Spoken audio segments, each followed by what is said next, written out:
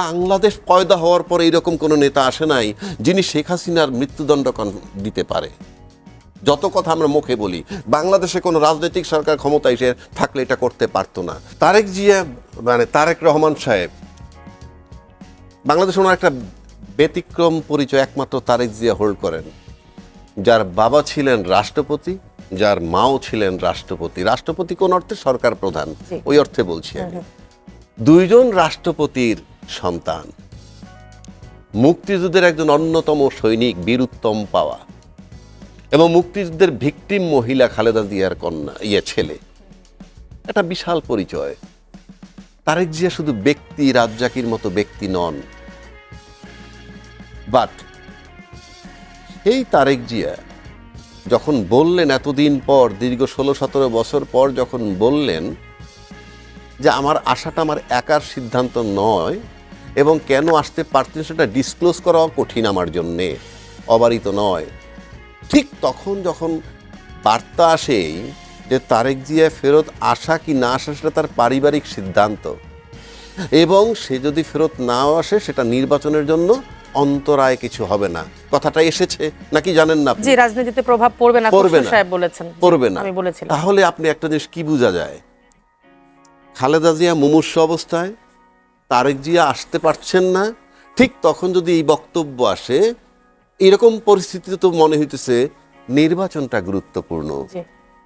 নির্বাচনটা অবশ্যই গুরুত্বপূর্ণ, কিন্তু যেই দলটার জন্য গুরুত্বপূর্ণ সেই দলটার শিরোমণি যখন অন্তিম সজ্জায়, তার নেক্সট ম্যান যখন আসতে পারতেছেন না, তার আতঙ্কের কথা বলছেন, শঙ্কার কথা বলছেন, ঠিক তখন এই বার্তাটা ব্যক্তিগতভাবে আমার কাছে গ্রহণযোগ্য না। এখন যদি বলেন পারিবারিক নেতৃত্ব, সেটা হয়তো আমি পছন্দ করি না, সেটা ভিন্ন কথা।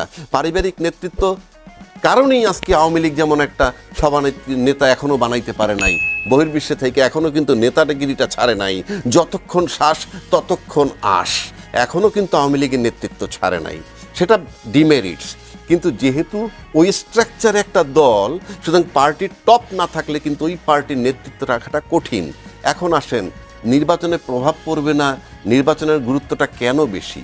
কেন বেশি? এই কারণে আপনি ইতিমধ্যে দেখছেন বাংলাদেশ পয়দা হওয়ার পরে এরকম কোনো নেতা আসে নাই যিনি শেখ হাসিনার মৃত্যুদণ্ড দিতে পারে। যত কথা আমরা মুখে বলি, বাংলাদেশে কোনো রাজনৈতিক সরকার ক্ষমতা এসে থাকলে এটা করতে পারতো না। দ্বিতীয় কথা আসেন, সার্ভিং 14 জন অফিসারের বিরুদ্ধে গ্রেপ্তারি পরোয়ানা ইস্যু করেছে। বাংলাদেশে কোনো রাজনৈতিক নেতা নাই, আজকে পর্যন্ত নাই, আমার চ্যালেঞ্জ। তৃতীয় আসেন, যেখানে বলা হয়েছিল বিডিআর হত্যার বিষয়ে full stop, no ifs and buts, আবার তদন্ত কমিশনের রিপোর্ট আসছে, এটা কিন্তু তামাশা নয়। তারপরে যখন আপনার জেনারেল শাকিলের ছেলে বলে কোনো কাউকে ছাড় দেওয়া হবে না, সবগুলার বিচার করা হবে, তখন বুঝতে হবে পরিস্থিতি স্বাভাবিক নয়। কেননা জেনারেল শাকিলের ছেলে নিশ্চিত করে জানে রাজনৈতিক দল ক্ষমতায় আসলে এই বিচার প্রক্রিয়া আর আগাবে না। তারপরে যখন এসে বলতেছে, সেই খবর তারেক জিয়া পর্যন্ত নিশ্চয়ই আছে। সুতরাং অনেক কিছু ক্যালকুলেট করার ব্যাপার আছে, নাম্বার 1। নাম্বার 2, ইউনূস সাহেব বলছে ছাত্র আমাদের নিয়োগকর্তা।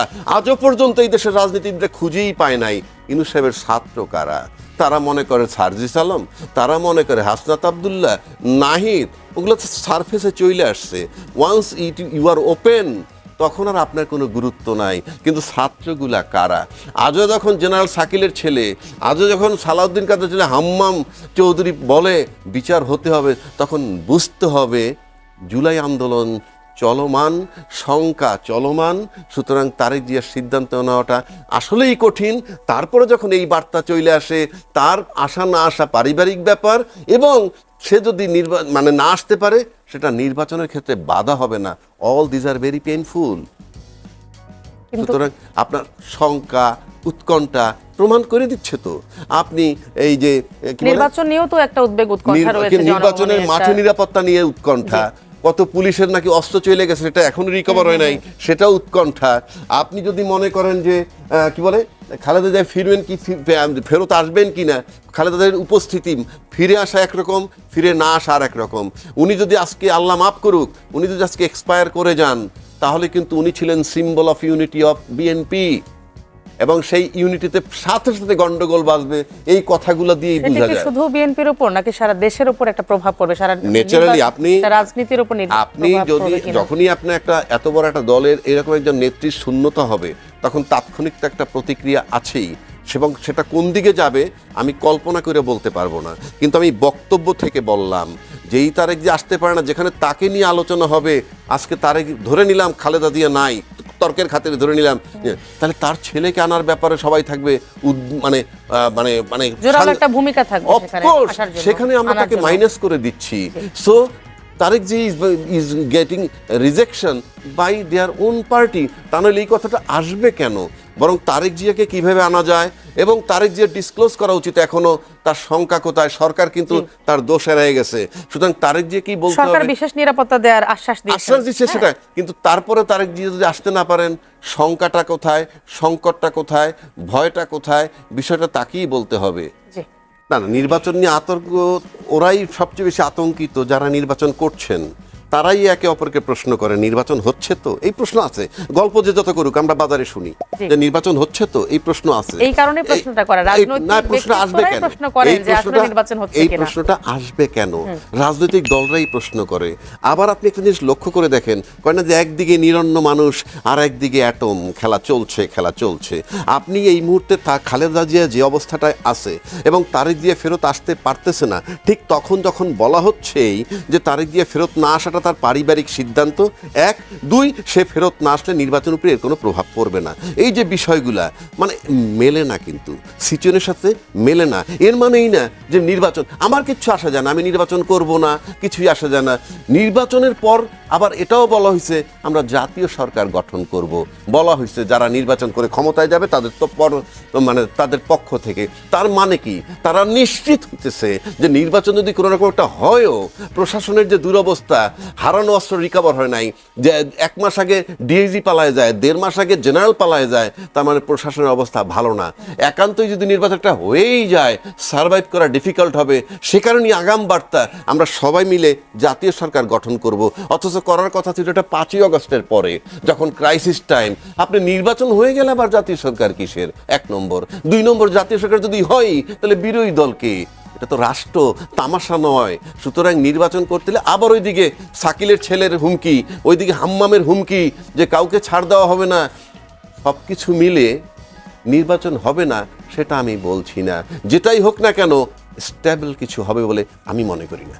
নির্বাচনের জন্য যে একটা লেভেল প্লেইং ফিল্ড দরকার, সেগুলো বললামই তো। এবং আপনি বললামই তো। পুলিশ প্রশাসনের কথা যে আপনি বললেন, ডিআইজি পালিয়ে যায়, হ্যাঁ, তার মানে কি বুঝাই তো যায় প্রশাসনের অবস্থা কি। প্রশাসনের অবস্থা এতটাই ভঙ্গুর, এত দৈন্যতা, এত নাজুক, এই দৈন্যতার মধ্যে তাহলে যদি করেন কিভাবে আমরা আশা করতে পারি? ওই যে ওইটাই হবে, এবং ওইটাকে টেকার জন্য জাতীয় সরকার গঠন, আসুন সবাই মিলে খাই। বিষয়টা এই রকম, সবাইকে যদি ভাগ দেওয়া যায়, সবাই মিলে আমরা জাতীয় সরকার গঠন করি। আপনি 5ই আগস্টের পরে করেন নাই, আপনি নির্বাচনের পর করবেন, তাহলে আপনি বিরোধী দল কোথায়?